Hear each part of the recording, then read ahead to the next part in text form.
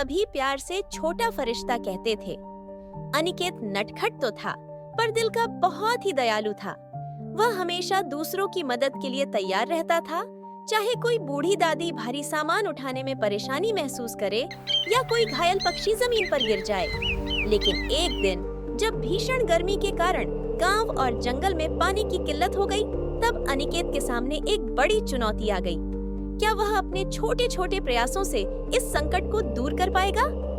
आइए इस प्रेरणादायक कहानी के माध्यम से जानते हैं कि अनिकेत ने कैसे अपनी करुणा और निस्वार्थता से पूरे गांव और जंगल की रक्षा की।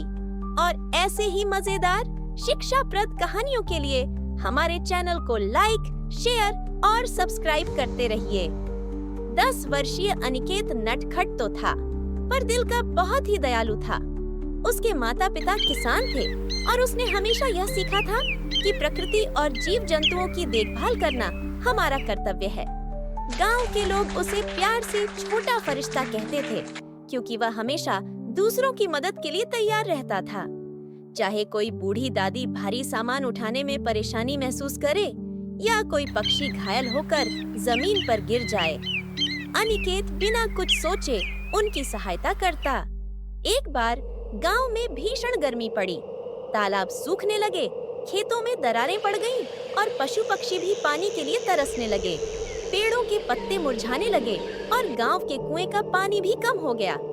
एक दिन स्कूल से लौटते समय अनिकेत ने देखा कि एक छोटा हिरण जंगल के किनारे पड़ा था।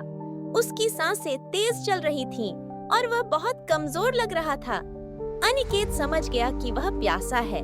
वह तुरंत अपने पास रखी पानी की बोतल से उसे पानी पिलाने लगा, लेकिन बोतल में पानी बहुत कम था।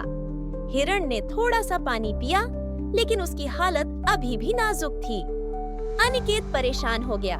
उसने सोचा, अगर यह हिरण प्यासा है तो जंगल के और भी जानवर प्यास से तड़प रहे होंगे।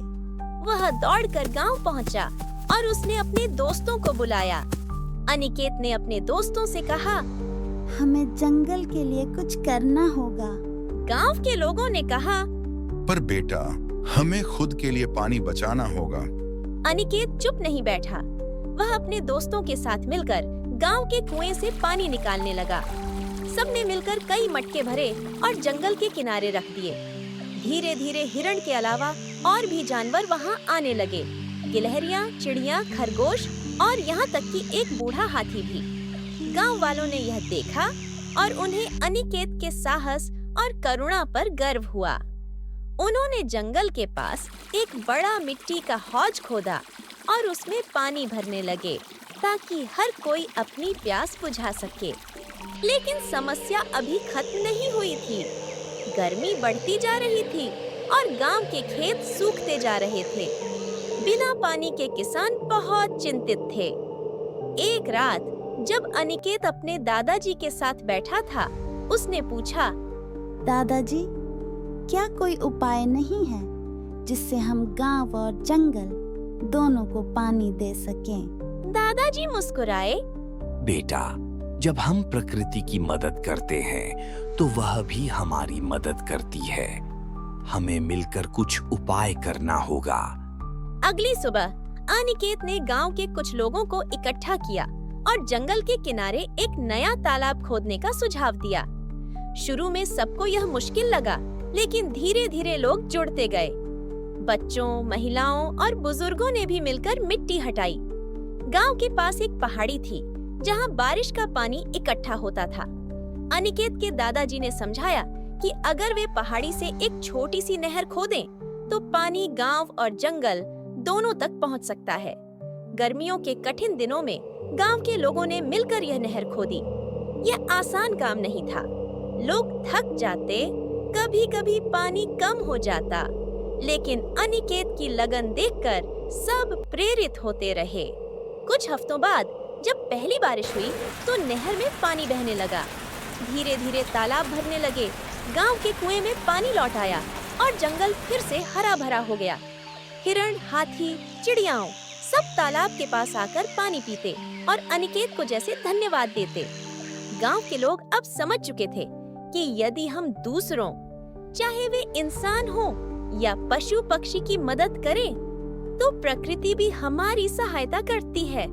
एक दिन जब अनिकेत अपने खेतों में खेल रहा था, उसने देखा कि वही हिरण जिसे उसने पानी पिलाया था अब स्वस्थ और तेज दौड़ रहा था। वह कुछ देर अनिकेत को देखता रहा और फिर जंगल की ओर भाग गया। अनिकेत मुस्कुराया। उसे एहसास हुआ कि उसकी छोटी सी मदद ने न केवल उस हिरण की बल्कि पूरे जंगल और गांव की रक्षा की थी। गांव वालों ने अब एक नियम बना लिया। हर गर्मी में वे जंगल के तालाब को भरेंगे और पेड़ों को पानी देंगे। धीरे धीरे यह परंपरा बन गई और गांव में कभी पानी की कमी नहीं हुई। अनिकेत की करुणा और निस्वार्थता पूरे गांव में प्रसिद्ध हो गई। लोग यह समझ गए कि छोटे छोटे प्रयास बड़े बदलाव ला सकते हैं। इस कहानी से हमें यह सीखने को मिलता है कि जब हम प्रकृति और जीवों की सहायता करते हैं, तो प्रकृति भी हमारी सहायता करती है। करुणा और दया केवल दूसरों के लिए नहीं, बल्कि हमारे अपने भविष्य के लिए भी आवश्यक हैं।